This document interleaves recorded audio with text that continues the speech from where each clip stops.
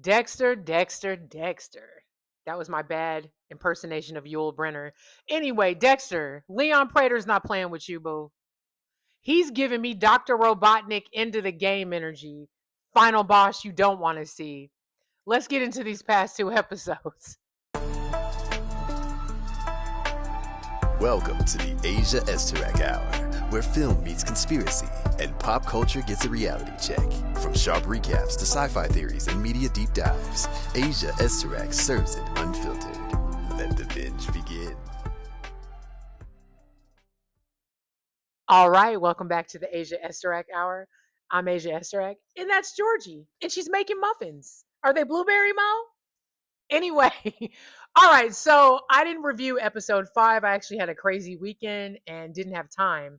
So, briefly, episode 5 is when Harrison fully finds out that Dexter is alive.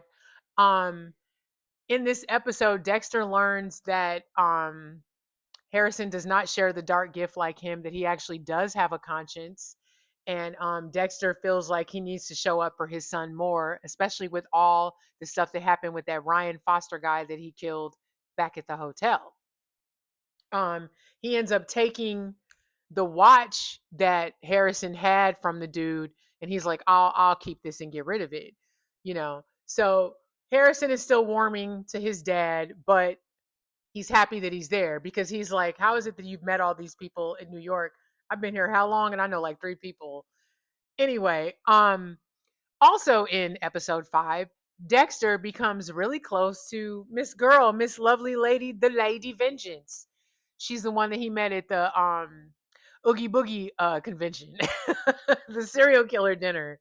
Um, he learns while hanging out with her that this chick kills indiscriminately. She does not stick to her code of just killing sexual predators. She kills whoever she feels like killing. Tells him that she enjoys it.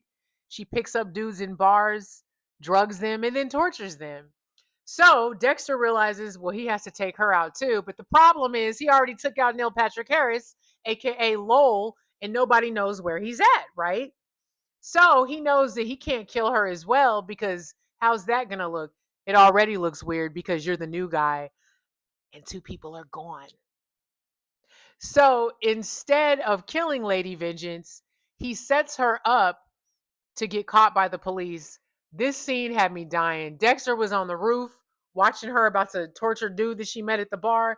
This fool called up talking about, yeah, there's a lady in the apartment. I think she's hurting some guy talking about Lady Vengeance or something. That shit had me dying. It's so funny it's funny to see Michael C. Hall when he's not Dexter. It's hilarious. What was even more funny was that Dexter, the character, did all that. I was howling.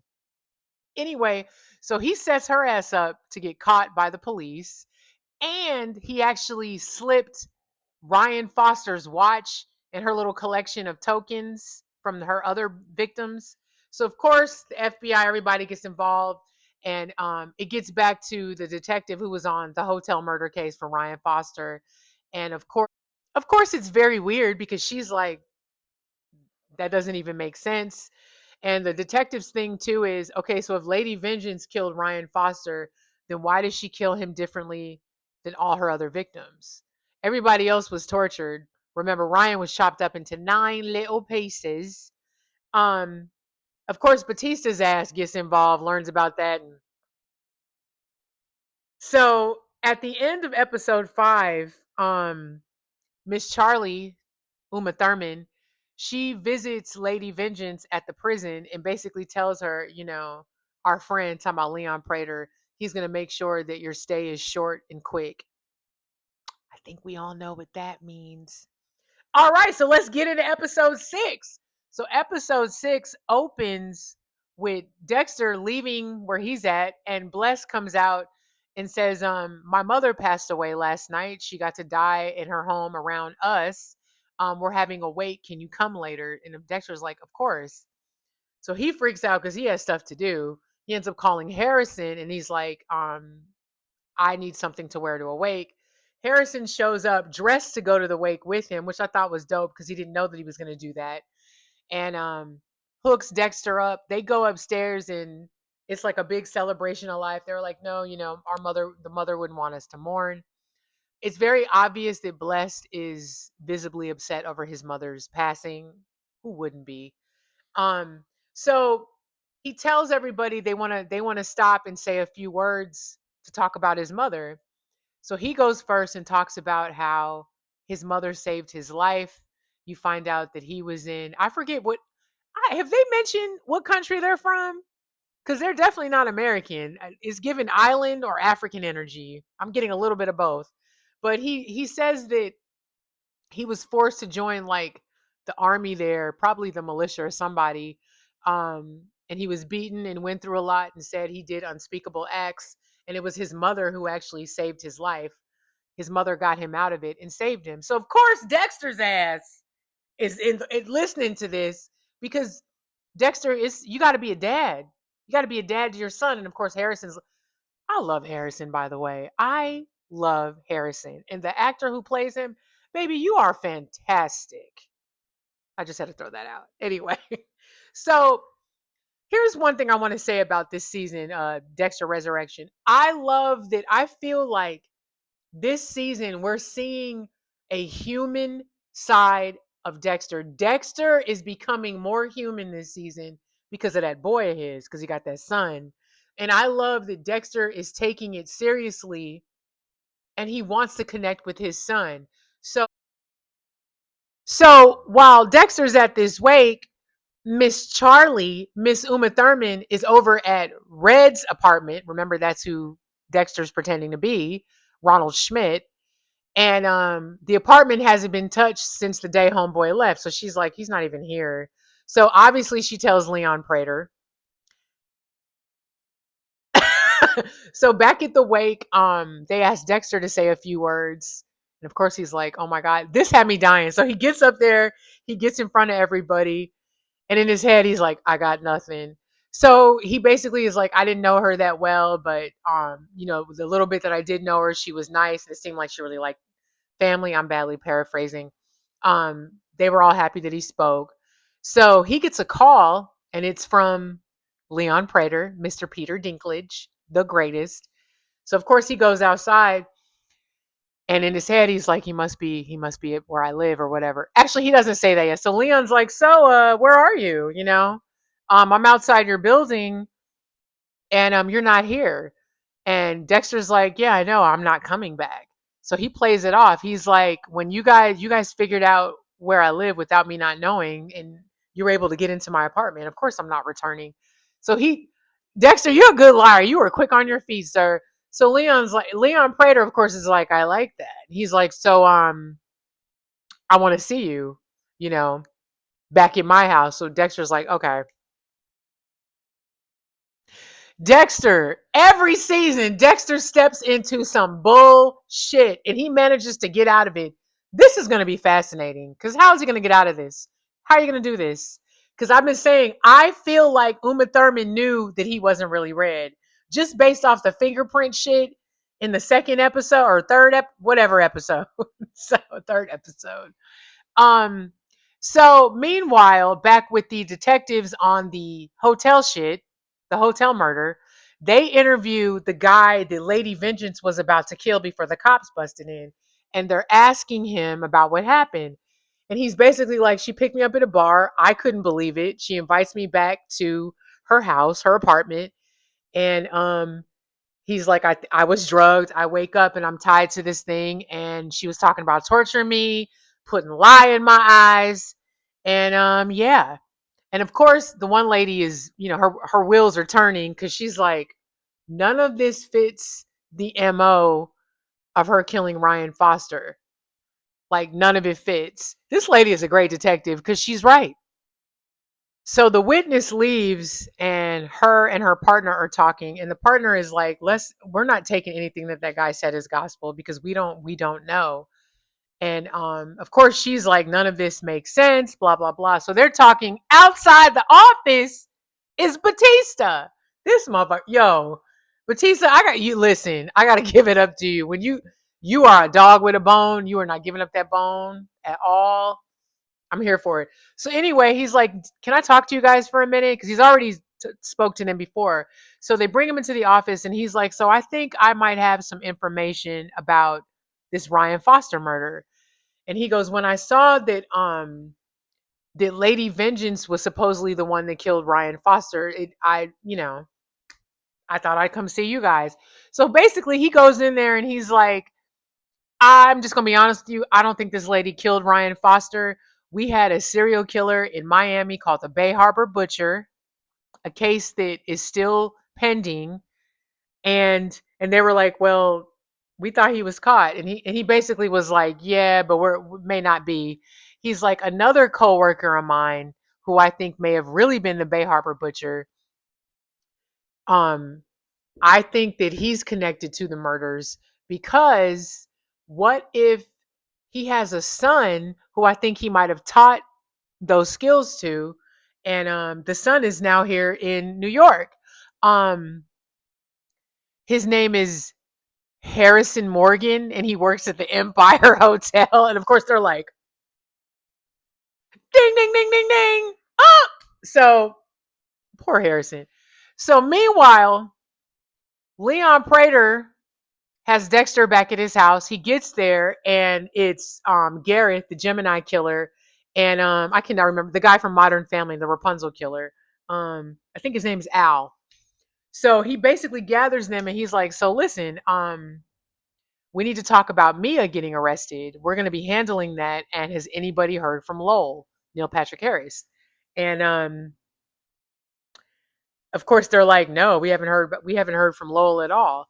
Um, So Gareth, the Gemini killer, of course, what's weird is he's more talkative this time. Normally he's very creepy as hell, but he's actually very talkative and very braggadocious.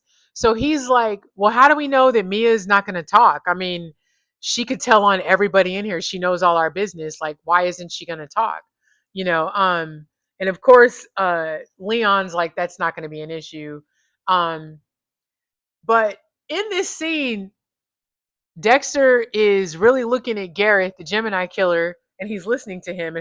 So Gareth, the Gemini killer, he's like, "I'm the number one I'm on the top 5 FBI's most wanted list.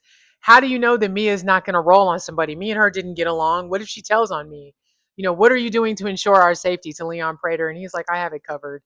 Um, so Gareth, the Gemini killer, kind of starts doing a little bit of bragging about being on the FBI wanted list, and Dexter's just listening to him, and he's like, Dexter's just like, mm. So Leon Prater, Mr. Peter Dinklage, is basically like, "I can assure you guys, Charlie is checking into it with Lowell and with Mia. You guys are fine. We're not gonna let that stop from what we're doing." Because remember, he said 2 weeks. Because remember, everybody's visiting New York except for Dexter or Red, Ronald Schmidt. He's the only one that actually lives there. So Dexter follows Gareth, the Gemini killer, because this motherfucker's insane. So he follows him to this like book library. He follows him into this library, and he goes up to the second level, and he's watching him. And Gareth pulls out this book, and he slips something in the book and then walks away. So Dexter's like, mm. So he waits for him to leave. He goes over to the book, opens it, and the bookmark is a ticket to the Met Gala, and it just says 8 p.m. So he's looking at it, and he was like, "Who is this for?" So he hears like a book fall over, like not too far from where he is, and he looks, and somebody moves back. We don't see who it is. Neither does Dexter. But anyway, he takes the ticket, bloop, and rolls out the library with it. So Dexter gets home. He walks in the house and turns on the light, and old boy Garrett, the Gemini killer, is chilling at the kitchen table. And he's like, "Why are you following me?" So Dexter, because he's brilliant, goes, "I'm a fan. I'm a big fan of yours." And of course, Gareth loves it. So Gareth is like, "Oh, you are? Of course you are. There was another one like you in the group, and we couldn't keep him because he was just such a fan of me." Homeboy's just full of himself, talking about himself. Dexter offers him a drink. He says, of course. Of course, Dexter does what he does. He gets his little special kill kit. He puts the little solution that he uses to knock everybody out in a dude's drink, right? So he comes back, gives him the drink. They're continuing to talk. Dude switches the drinks, smiles at Dexter, and then drinks it. He takes a sip. Dexter takes a long gulp. So then dude downs his, starts talking, and then so he wakes up. Dexter has him tied up on the floor in his kitchen. He doesn't even do all the preliminaries. As soon as homeboy wakes up and he sees him, he's like, bink, kills him. Knock, knock, knock, knock, knock. It's blessed. So Dexter's like, oh shit. So he wraps him up, quickly puts him in the bathroom, in the bathtub, closes the curtain, opens the door. Bless is like, you have a few minutes. Can I come in? Bless comes in and basically vents about missing his mother. At one point, he's like, I have a really bad headache. And Dexter's like, there's some Tylenol in the bathroom. And then he's like, because he remembers. So remember, he closed the shower curtain. So Bless is in the bathroom, and Dexter is at the door shitting bricks, trying not to look like that he is. He goes and gets Bless goes into the medicine cabinet, gets the Tylenol or whatever, catches a glimpse of the shower curtain. One of the things is like not on. This motherfucker talking about, oh, I'm a bad landlord. He goes over to fix it. Dexter's like, as red as my pillows, okay? He gets out of there fine. Nothing happens. But in typical Dexter fashion, it's a close call. So Dexter, of course, does his thing. Harry pops up and Harry's like, that was too close, Dex. That was way too close. Takes old boy's body to the incinerator. Boom. So back to Detective Wallace and Detective Olivia. They're still on the case. They are going over Mia's confessions and sense that there's inconsistencies. I'm looking at my notes, y'all. Batista comes up and he's like, listen. So Batista, he goes, when you guys go see Mia again, can I come with you? I just want to show her Dexter Morgan's photo. I want to know if she knows him. Because listen, Batista, I hate that you're on Dexter's trail because I want Dexter to win. But I got to tell you, Detective Batista is one hell of a fucking cop. I got to give it to him. So anyway, after convincing Detective Wallace and Olivia, they're like, yeah, you can come. So they go to the prison. Actually, let's do something before that. Before they go to the prison, Charlie, Miss Uma Thurman, is in some gambling hall, right? Just walking around, people in there loud, betting on shit. Some people lost, some people won. And she gets over to this one dude who's clearly lost. He looks like he's down on his luck. She pulls out a stack like this fat, covered in like brown paper bag. Looks over to the guy and she goes, you having a bad day? Slides it to him. And he's like, remember that. So, Detective Wallace, Olivia, and Batista all get to the prison. They're going to interview Mia. And, Batista cannot wait to show her this picture of Dexter. Because he knows it's Dexter. Listen, Batista knows. He knows. So, they get over to her cell. And there's all these cops around her cell. Homegirl hung herself. So they pull her body down and they're like, is she still alive? And so I don't know if it was an EMT or a paramedic, whatever, but he touches her neck and he's like, she's dead. The guy turns around to look at them and it's the dude from the gambling hall that Uma Thurman, aka Charlie, paid. So Batista is visibly cracked. He's upset, obviously.